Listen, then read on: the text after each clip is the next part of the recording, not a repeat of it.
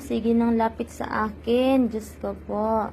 Parang sinasabi ni Daphne, meow me, huwag mo na akong ipaampon. Dito na lang ako sa inyo. Guys, lapit siya ng lapit sa amin, no? Sa akin pala.